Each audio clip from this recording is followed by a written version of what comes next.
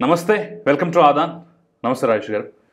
రాజేష్ గారు, రేపు ఫలితాలు రాబోతున్నాయి కాబట్టి మనం అనేక సందర్భాల్లో ఎన్నికలకు ముందు ఎన్నికల తర్వాత కూడా ఆ అంశాల మీద విశ్లేషణ చేసాం. ఎగ్జిట్ పోల్ మీద చివరిగా మీ విశ్లేషణతోటి ఈ అంకాన్ని ముగిద్దాం. ఎగ్జిట్ పోల్స్ మీద మీ అభిప్రాయం ఏంటి? ఎంతవరకు సక్సెస్ అయ్యే అవకాశం ఉంది? ఎగ్జిట్ పోల్ ఎగ్జాక్ట్ పోల్ అయ్యేటువంటి అవకాశం ఎంతవరకు ఉంది? గత 5 సంవత్సరాల జగన్మోహన్ రెడ్డి గారి పరిపాలన చాలా నిశ్చితంగా పరిశీలించిన తర్వాత ఆ పరిపాలన గురించి కొన్ని వేల వీడియోల్లో నేనే స్వయంగా విశ్లేషించిన తర్వాత ఆంధ్రప్రదేశ్ పౌర సమాజం పట్ల నాకు ఒక స్పష్టత ఉంది. అంటే ఈ 5 సంవత్సరాల జగన్మోహన్ రెడ్డి గారి పరిపాలన ఈ పౌర సమాజం మీద చూపించిన ప్రభావం, ప్రజలు ప్రభుత్వం పట్ల సంతృప్తిగా ఉన్నారా, వ్యతిరేకతతో ఉన్నారా, ప్రభుత్వానికి సానుకూలంగా ఓటేయడానికి సిద్ధపడ్డారా, వ్యతిరేకంగా ఓటైపోతున్నారా, మార్పు కోరుకుంటున్నారా లేదా అన్న స్పష్టత నాకుంది. ఈ నేపథ్యంలోనే నేను కూడా చాలా సందర్భాల్లో మన దగ్గర కూడా ప్రస్తావించాను. రాబోతున్నది కూటమి ప్రభుత్వం, జగన్మోహన్ రెడ్డి గారి ప్రభ ముగిసింది, 30 సంవత్సరాల అధికారంలో ఉండాలి అని చెప్పిన ఆయన కన్న కలలో ఆయనకి దక్కిన సువర్ణ అవకాశాన్ని ఆయన చేతులారా ఆయనే సర్వనాశనం చేసుకున్నారు. పాలనా దక్షత ప్రదర్శించలేని జగన్మోహన్ రెడ్డి గారి వైఖరి. ఇక్కడ ఏమవుతుందంటే పాలకుడు అసమర్థుడైతే పాలనాపరమైన వైఫల్యాలు ఉంటాయి. కానీ ఇక్కడ జగన్మోహన్ రెడ్డి గారి నైజం, ఆయన వ్యక్తిత్వం, ఆయన వ్యవహార శైలి కూడా ప్రశ్నార్థకం. ఆయన రాజకీయ ప్రత్యర్థులుగా కాకుండా వర్గశత్రులుగా భావించడం, పాలకుడుగా తన పాలన మొత్తాన్ని కూడా ప్రతిపక్ష పార్టీలను నిర్వీర్యం చేయాలనే లక్ష్యంతో పరిపాలన కొనసాగించడం, నిత్యం 24 గంటలు రాజకీయ ఎజెండానే. సహజంగా రాజకీయ నాయకులు పాలకులుగా బాధ్యతలు చేపట్టిన తర్వాత కొద్దిగా అయినా సరే స్టేట్స్మెన్షిప్ ప్రదర్శించాలి. రాష్ట్రం కోణంలో పరిపాలన చేయాలి, ప్రజల కోణంలో పరిపాలన చేయాలి. ఎండ్ ఆఫ్ ది డే రాజకీయ నాయకులు కాబట్టి రాజకీయ ఎజెండా ఉంటుంది. రాబోయే ఎన్నికల్లో తమ గెలుపుకి మార్గం సుగమం చేసుకోవడానికి భూమిక సిద్ధం చేసుకోవడానికి తప్పట్టం. మనం కూడా పాలకులుగా ప్రజలు వాళ్ళకి ఒక అవకాశం ఇచ్చినప్పుడు ఆ అవకాశాన్ని సుస్థిరం చేసుకోవాలి. రాబోయే ఎన్నికల్లో కూడా మళ్ళీ నెగ్గటం కోసం ప్రయత్నం చేసుకోవడం అనేది అని తప్పట్టం. కానీ 24 గంటలు 365 రోజులు ఇదే ఎజెండాతో పనిచేయటం. విభజన జరిగిన రాష్ట్రం నిన్నటితోటి జూన్ 2, 2024 నిన్న, అవును, జూన్ 2, 2014 అప్పటి వరకు ఉమ్మడి రాష్ట్రంగా ఉన్న ఆంధ్రప్రదేశ్ రాష్ట్రం 2 రాష్ట్రాలుగా ఎవరి బతుకు వాళ్ళు బతకటం అనే ప్రస్థానం మొదలుపెట్టారు. దశాబ్ద కాలం పూర్తయింది. తెలంగాణ ఆనందోత్సాహాలతో విజయోత్సవాలు చేసుకుంటూ ఉన్నారు, పండగ వాతావరణంలో. నిన్న ఆంధ్రప్రదేశ్ ఏం పాపం చేసింది? ఆంధ్రప్రదేశ్ పౌరులు చేసిన తప్పేంటి? వాళ్ళ ఆమోదంతోటో వాళ్ళ అభిప్రాయానికి విలువిచ్చో రాష్ట్ర విభజన జరగల. తెలంగాణ ప్రజలు కోరారు, కేంద్ర ప్రభుత్వం నిర్ణయం తీసుకుంది, ఆంధ్రప్రదేశ్ ప్రజలను విడదీశారు.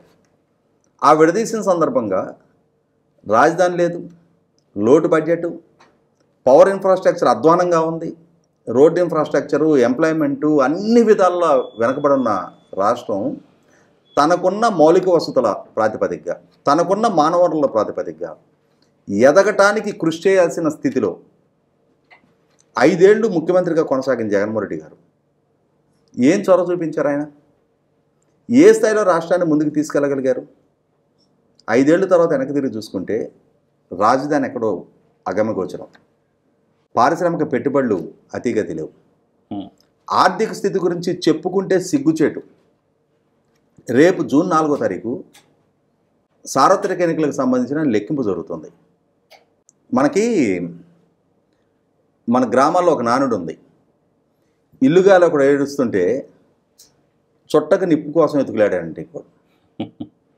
రాష్ట్రం, దేశం, పార్లమెంటుకు రాష్ట్రానికి జరిగిన ఎన్నికల లెక్కింపు గురించి ఆదుర్దాగా ఎదురు చూస్తుంటే రాష్ట్ర ప్రభుత్వం రిజర్వ్ బ్యాంకులో రేపు 4,000 కోట్ల రూపాయల అప్పుకి ఇండెంట్ పెట్టింది.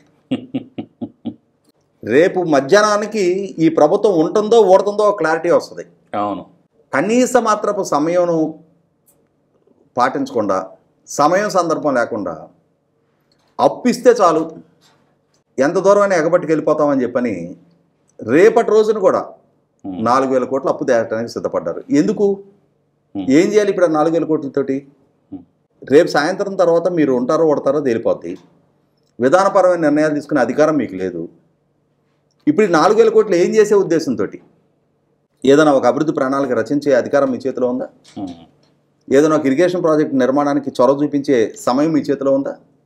ఏదైనా రాయితీలు కల్పించి పరిశ్రమలు రప్పించి నెలకొల్పే అవకాశం మీ చేతిలో ఉందా? ఇప్పుడు ఏదైనా అదనంగా సంక్షేమ పథకాలకి నిధులు విడుదల చేసే వెసులుబాటు మీ చేతిలో ఉందా? ఎందుకు ఇప్పుడు 4,000 కోట్లు అప్పు చేసి తెస్తున్నారు?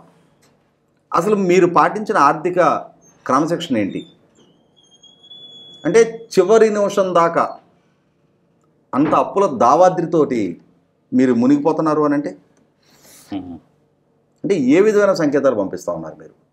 ఏ విధమైన పరిపాలన అందించారు? మీ పాలన దక్షత ఏంటి?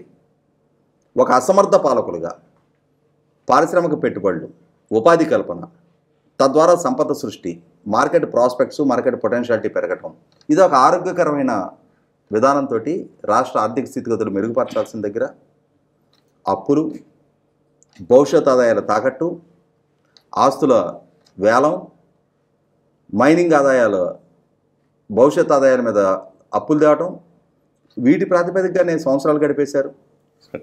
ఇవాళ 2019 ఎన్నికల నాడు ప్రజలకిచ్చిన వాగ్దానాలు, ప్రత్యేక హోదా, 13 జిల్లాలు 13 హైదరాబాద్లుగా అభివృద్ధి చేయటం, అమరావతిలోనే రాజధాని నిర్మాణం చేయటం, యువతకి లక్షల ప్రభుత్వ ఉద్యోగాలు కల్పించటం, పారిశ్రామికీకరణ పెంచటం, వలసలు లేని ఉపాధి కల్పించటం, మద్యపాన నిషేధం చేయటం, ఉద్యోగులకి మెరుగైన పీఆర్సీ ఇస్తా, క్రమం తప్పని డిఏలు ఇస్తా, సిపిఎస్ రద్దు చేస్తా, పోలీసులకు వారాంతం సెలవులు ఇస్తా, ఇట్లా రకరకాల వాగ్దానాలు చేశారు. ఒక్కో వర్గాన్ని లక్ష్యంగా చేసుకొని కాంట్రాక్ట్ అవుట్సోర్సింగ్ సిబ్బందిని రెగ్యులరైజ్ చేస్తాను పూర్తిగా అన్నారు. అంగన్వాడీ సిబ్బందికి, ఆశా వర్కర్లకి, వీఆర్ఏలకి తెలంగాణ కన్నా మెరుగైన వేతనాలు ఇస్తానన్నారు. ఇవాళ అత్యంత చిన్న ఉద్యోగుల నుంచి సర్వశిక్ష అభియాన్ ఉద్యోగులు, ఆశా వర్కర్లు, వీఆర్ఏలు, అంగన్వాడీ సిబ్బంది, అంగన్వాడీ ఆయాలు నెలకు 7,000 జీతానికి పనిచేసేవాళ్ళు, వాళ్ళు కూడా ఆకలి బాధలతో రోడ్డెక్కి ఉద్యమాలు చేయాల్సిన పరిస్థితులు. ప్రజల భావప్రకటన స్వేచ్ఛను హరించేశారు.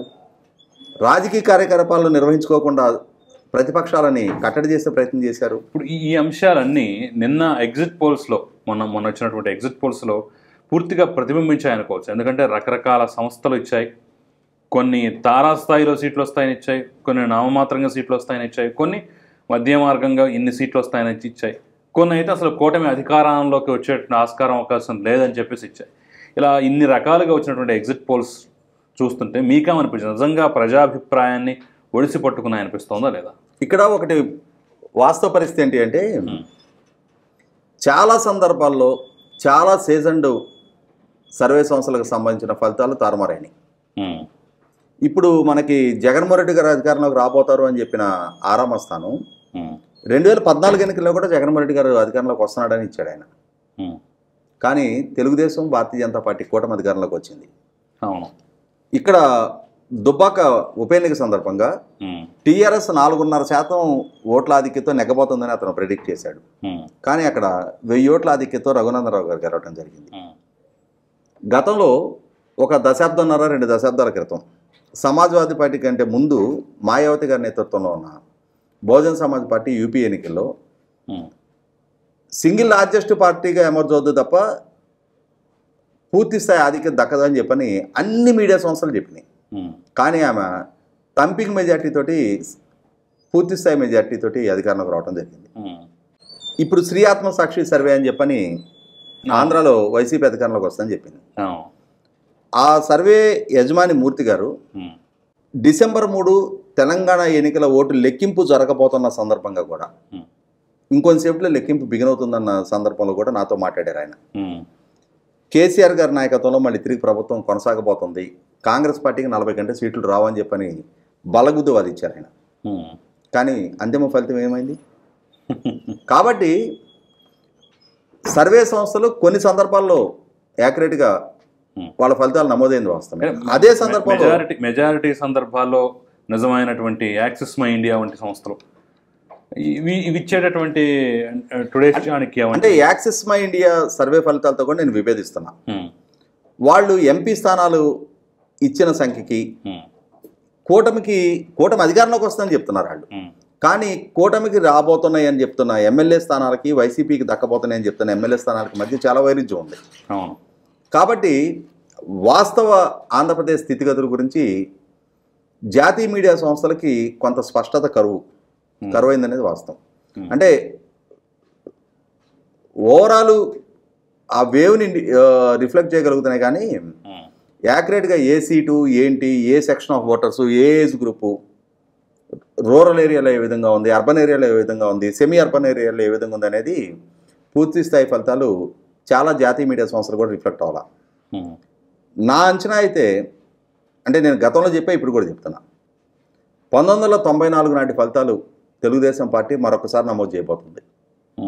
1994 ఎన్నికల్లో తెలుగుదేశం పార్టీ ఆవిర్భావం తర్వాత దక్కిన అతి పెద్ద విజయం 1994లో, 83, 85లో కూడా కాదు, 1994లో తెలుగుదేశం పార్టీతోటి మిత్రపక్షాలుగా ఉన్న కమ్యూనిస్ట్ పార్టీలకి ఉమ్మడి రాష్ట్రంలో 30 సీట్లు దక్కినాయి. కానీ 89 నుంచి 94 దాకా అధికారంలో ఉన్న కాంగ్రెస్ పార్టీ 26 సీట్లకు పరిమితమైంది. ప్రధాన ప్రతిపక్ష హోదా కూడా దక్కల. ఇప్పుడు ఈ ఎన్నికల్లో కూడా తెలుగుదేశం పార్టీకి మిత్రపక్షాలుగా ఉన్న జనసేన, భారతీయ జనతా పార్టీ కలిపి పోటీ చేసిన 31 స్థానాల్లో ఆ రెండు పార్టీలకి దక్కుతున్న స్థానాల కన్నా కూడా తక్కువ సంఖ్యలోనే ప్రస్తుత అధికారంలో ఉన్న వైసీపీ పార్టీకి సీట్లు వస్తాయనేది నాకున్న ప్రగాఢ విశ్వాసం. శ్రీకాకుళం నుంచి అనంతపూర్ జిల్లా దాకా ఒకనాడు తన బలగమైన రాయలసీమ ప్రాంతంలో 52 సీట్లు 49 సీట్లు దక్కించుకున్న జగన్మోహన్ రెడ్డి గారికి ఈసారి రాయలసీమలో కూడా చాలా భారీ సెట్బ్యాక్ ఎదుర్కోబోతున్నారు ఆయన. రాయలసీమ ప్రజలు ఆయనకి దక్కించిన విజయం, ఆయన మీద పెట్టుకున్న నమ్మకాన్ని నిలువున వమ్ము చేసుకున్నారు. ఈ నేపథ్యంలోనే శ్రీకాకుళం నుంచి రాయలసీమ వరకు ఏ జిల్లాలో చూసుకున్నా జగన్మోహన్ రెడ్డి గారి పార్టీకి చాలా పూర్ ఫలితాలే ఎదురుగాబోతున్నాయి. చాలా అధ్వానపు ఫలితాలు ఎదుర్కోబోతున్నారు. ఘోర ఓటమి దిశగా పయనించబోతుంది అనేది నేను చాలా స్పష్టంగా చెప్తాను.